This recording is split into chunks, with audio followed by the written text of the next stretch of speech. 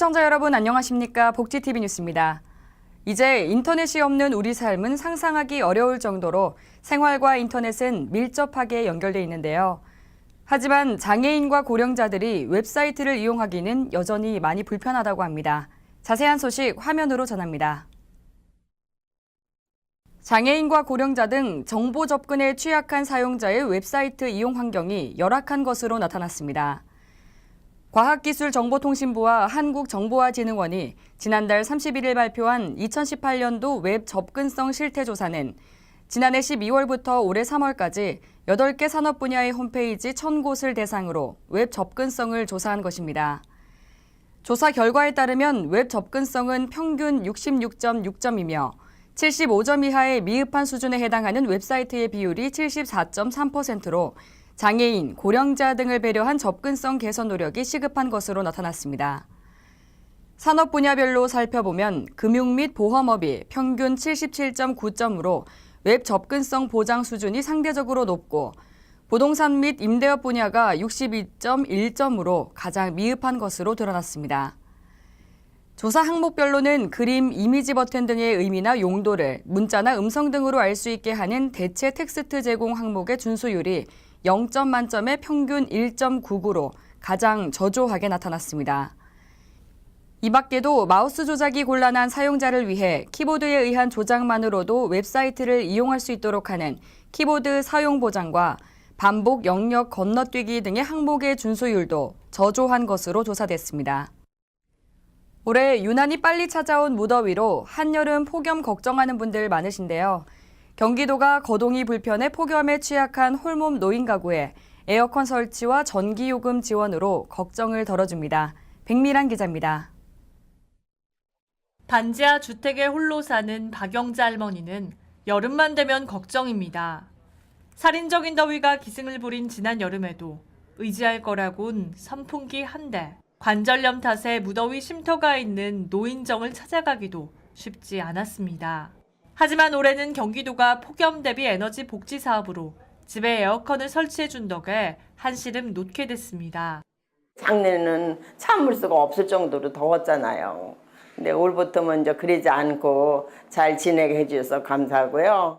경기도는 거동이 불편해 폭염에 취약할 수밖에 없는 도내 저소득층 홀몸 노인 가구에 에어컨을 설치해주는 사업을 추진합니다.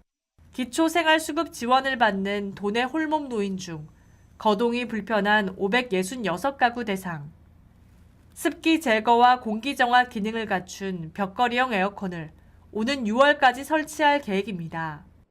이와 함께 하절기 3개월간 월 최대 4만 원씩 총 12만 원의 전기요금도 지원합니다. 에어컨만 설치하게 되면 할머님, 할아버님들이 전기료가 아까워서 틀지를 않으시는데요. 그래서 여름을 나실 수 있도록 전기료까지 같이 제공하도록. 이번 폭염 대비 에너지 복지 지원 사업은 전국 지자체 중 처음으로 경기도가 추진하는 사업입니다. 경기도는 앞으로도 복지 사각지대 해소를 위한 다양한 방안을 마련해 나갈 계획입니다. 복지TV 뉴스 백미란입니다. 가정의 달 5월을 마무리하며 전국 곳곳에서 노인에 대한 효의 정신을 되새기는 다양한 행사가 열렸습니다. 충효의 실천운동본부가 지난달 30일 서울 서부역 만리동 광장에서 어르신과 함께하는 2019 경로 효잔치를 개최했습니다. 서울특별시의 후원과 경주 김씨 협찬으로 진행된 이번 행사는 300여 명의 어르신이 참석한 가운데 열렸습니다. 풍물놀이 공연을 시작으로 축하 공연과 노래자랑 등이 이어졌으며 충효 예를 잘 실천한 이들에 대한 표창 시상식을 가졌습니다. 다시 한번 효의 중요성을 되새기고 모두가 하나 되는 화합의 장이 됐습니다. 광주북구와 광주장애인 사랑복지회가 지난달 28일 장애가 있는 노인과 함께하는 2019 효사랑 한마음잔치를 개최했습니다. 이번 행사는 대한적십자사 광주 전남지사 체육관에서 노인들과 자원봉사자 등 300여 명이 참석한 가운데 열렸습니다. 기념식을 시작으로 위문 공연과 장기자랑 등이 펼쳐졌으며 자원봉사자와 장애인들이 함께 소통하는 시간을 가진 이번 행사는 장애인에 대한 사회적 편견과 차별을 해소하고 고독사 위험이 높은 장애 어르신들에 대한 사회적 관심을 이끌어 더불어 사는 사회 조성을 위해 마련됐습니다. 전남에서 제27회 전라남도 장애인 체육대회가 열렸는데요. 장애인을 위한 체육대회임에도 불구하고 편의시설이 마련되지 않아 결국에는 선수들이 출전을 포기해야만 했습니다. 누구를 위한 대회였던 걸까요? 보도에 이영춘 기자입니다. 지난 5월 1일부터 3일까지 전남 영암군에서 제27회 전라남도 장애인 체육대회가 3일간 열렸습니다. 전라남도 22개 시군 임원 및 선수단과 만여 명의 관람객으로 성황을 이뤘던 이 대회는 순천시 일부 참가 선수단의 숙소 배정과 장애인 편의시설 제공에 대해 현재까지 잡음이 끊이지 않고 있습니다. 특히 순천시 롬볼 임원 선수 17명은 대회 참가를 위해 전날 도착했고 순천시 장애인 체육회에서 마련한 숙소를 배정받았으나 장애인 편의시설이 없는 한옥 펜션에 배정돼 큰 어려움을 겪었습니다. 이 시설은 마루를 오르내리는 불편함과 객실 출입 문턱이 약 30cm로 선수단이 출입하기 까다로울 뿐 아니라 12명의 임원 선수들을 동시에 투숙시키고 객실 내부에는 화장실이 없었고 소변기용의 양동이로 대용하기에 이르렀습니다. 이에 롬볼 선수단은 순천시 장애인 체육회에 즉각적인 조치를 요청했으나 체육회 담당자의 늦장 대응으로 불편을 해소할 수 없어 영암지역 지체 장애인협회의 도움을 받아 늦은 시간 인근 숙소로 이동했고 불편함으로 인한 행정 처리의 원망이 높아 자체 회의를 한 결과 대회 출전 포기로 이어졌습니다. 그래도 우리는 못 갑니다. 이제 못 갑니다. 그러고 와버렸어요. 와갖고 여기 모여갖고 내가 죄송하다고 선수들한테 사과를 했어요. 1년 동안 고생했던 거 생각하면 진짜 여 구장에서 살아. 아침 9시부터. 그 다리 찍찍 끊고 전부 다들 조남철 씨 진짜 고생한 거 말하면 뭐 여기 나왔잖아. 이걸 어떻게 저거 보상해 줄 수도 없어요. 저는 솔직히 말해서 저는 보상할 길도 없어요. 저가 그 금메달 작년에 따고 올해도 따고 그랬는데. 대회가 끝나고 지체 장애인협회 임원 선수는 지난 7일 순천시를 방문해 시장 면담과 순천시 장애인체육회의 허술한 행정처리에 대해 항의를 표명했고 이에 순천시는 18일 소명일로 하고 21일 답변일로 정해 성의 있는 행정처리를 보여주는 듯 했습니다. 그러나 지난 20일경 순천시 관계자로부터 내년부터는 시정하겠다는 짤막한 전화 한 통과 장애인 체육회 관계자의 사과문 한 장 보내오는 등 이러한 사태에 대해 롬볼 연맹 측은 사과의 진정성을 전혀 느끼지 못하겠다며 장애인 협회 및 상하나 단체들과 공동행동을 모색하고 있다고 전했습니다.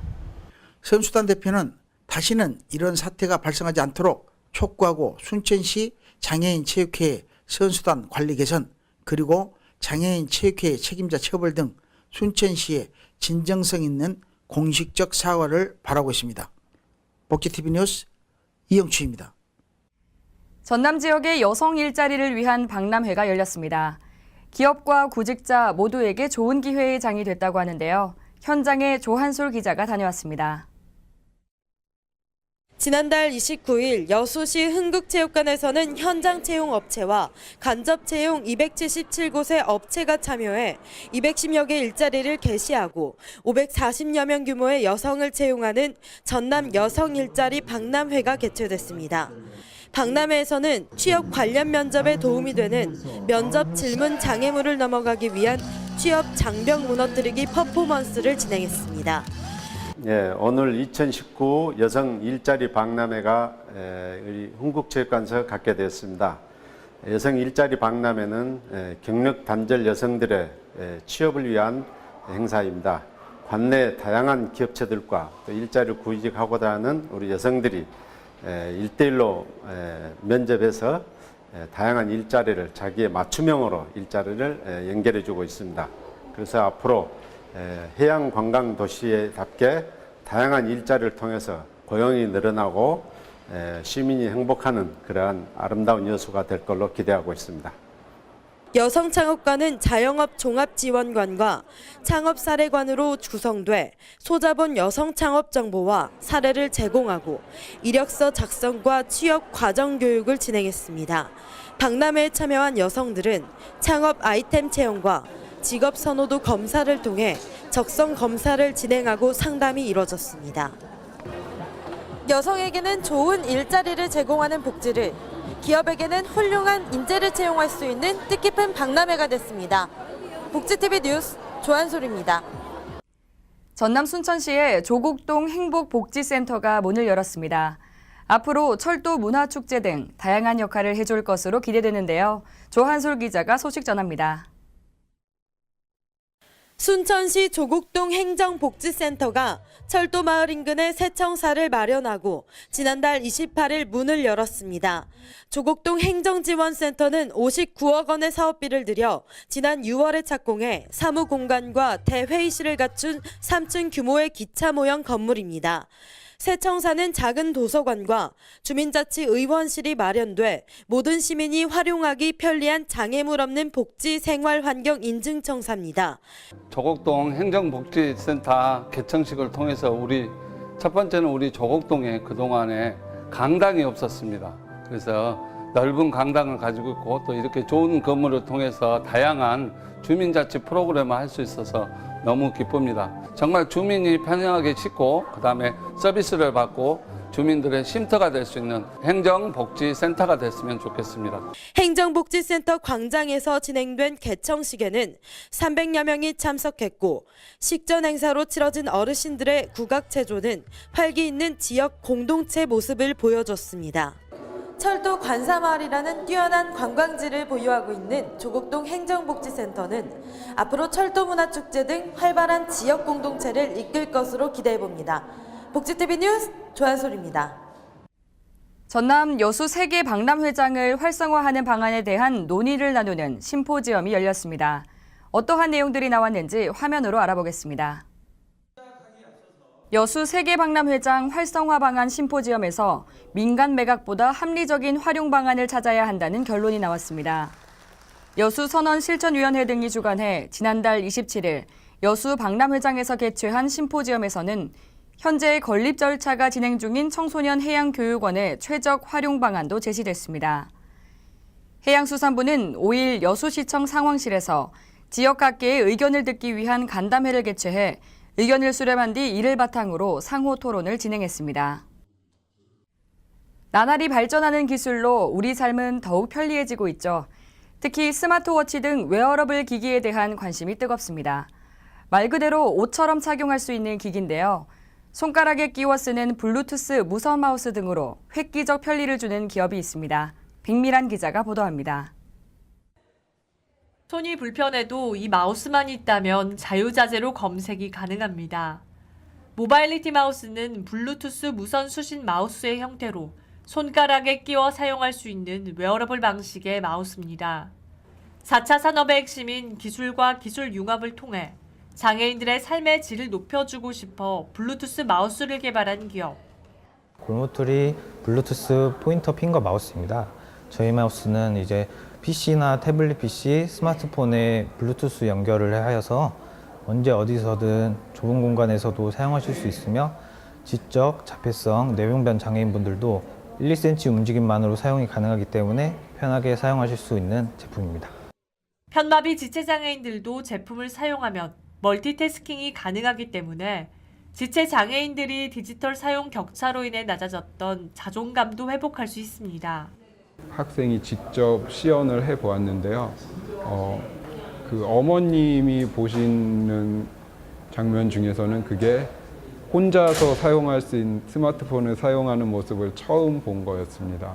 아들이 항상 도움을 받으면서 스마트폰을 쓰던 아들이 이거 정말 생각지도 않은 곳에 와서 혼자서 이렇게 스마트폰을 자유롭게 쓰는 걸 보고 그 어머님은 굉장히 뭉클하셨어요.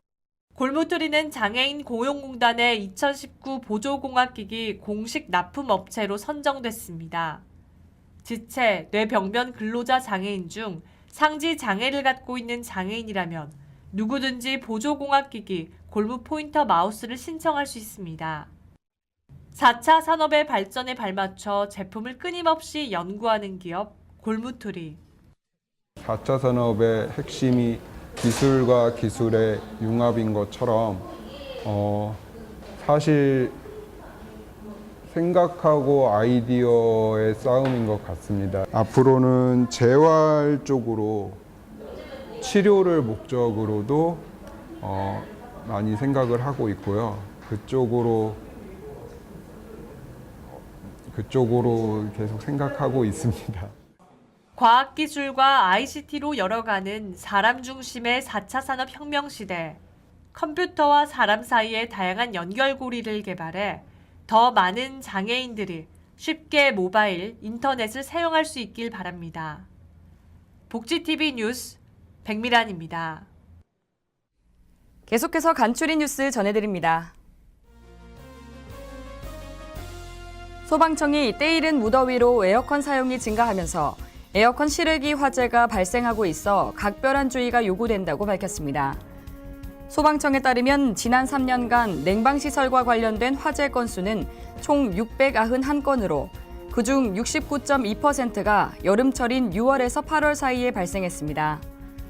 그중 248건이 실외기에서 불이 시작됐고 특히 과열, 과부하, 전기적 요인으로 인한 화재가 약 65%인 160건으로 대다수를 차지했습니다. 이에 여름철 에어컨 실외기 화재를 예방하기 위해서는 사전 점검과 안전 관리를 실시해야 합니다.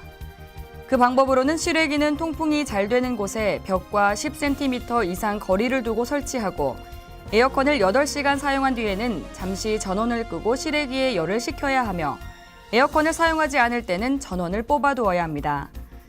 또한 에어컨과 실외기 연결선은 단일 전선을 사용하고 전용 고용량 단독 콘센트를 사용하며 주기적으로 손상은 없는지 확인해야 합니다.